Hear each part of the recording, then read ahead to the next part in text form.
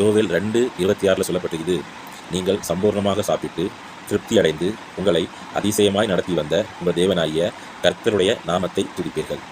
நீங்கள் எது நிமித்தமாக துதிப்பீங்க என்ற விதமாக வசனம் 25 சொல்லப்பட்டிருக்குது, நான் உங்களிடத்தில் அனுப்பின என் பெரிய சேனையாகிய வெட்டுக்கிளிகளும் பச்சை கிளிகளும் முசுக்கட்டை பூச்சிகளும் பச்சை புழுக்களும் பட்சித்த வருஷங்களின் விளைவை உங்களுக்கு திரும்ப அளிப்பேன். அதன் நிமித்தமாக நீங்கள் சம்பூர்ணமாக சாப்பிட்டு திருப்தியடைந்து உங்களை அதிசயமாக நடத்தின கர்த்தரை துதிப்பீங்களா? உங்களுடைய வாழ்க்கையில் உங்களுக்கு உங்கள் முயற்சிக்கு அந்த தடையாக இருக்கட்டும், உங்கள் பலவீனம் நிமித்தமாக உங்களுடைய வாழ்க்கையில் நீங்கள் இழந்த காரியமாக இருக்கட்டும், உங்களுக்கு இருக்கிற சில பிரச்சனை நிமித்தமாக உங்களுக்கு வர வேண்டிய ஆசீர்வாதங்கள் வராமல் இருந்திருக்கலாம். ஒன்றும் இல்லை, மெடிக்கல் இஷ்யூவாக இருக்கட்டும், ஒரு சின்ன மெடிக்கல் இஷ்யூ இருக்கும், அது நிமித்தமாக நம்ம வேலைக்கு கடந்து போக முடியாதபடிக்கு சில வருடங்கள் நம்ம காத்துக்க வேண்டியதாக வரலாம். இல்லை ஒரு வேலை நம்மளுக்கு கைகூடி வர்ற அந்த நேரத்தில் சில விபத்தினால் அது இழந்து போக நேரலாம். நல்லா தான் இருந்திருக்கும், ஒரு சிக்னஸ்னால் ஒரு பெரிய ஒரு மாற்றம் நம்முடைய வாழ்க்கையில் நடந்திருக்கும்.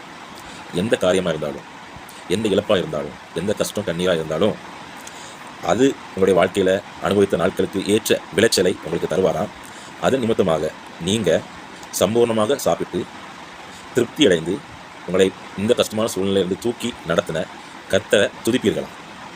முன்பு ஒரு காலத்தில் நீங்கள் எப்படி இருந்தீங்க, இந்த நாட்களில் இப்போ நீங்கள் எப்படி இருக்கீங்க பார்த்துக்கோங்க. அதிசயமாய் நடத்தி இம்மட்டுமாக கொண்டு வந்திருக்காங்க.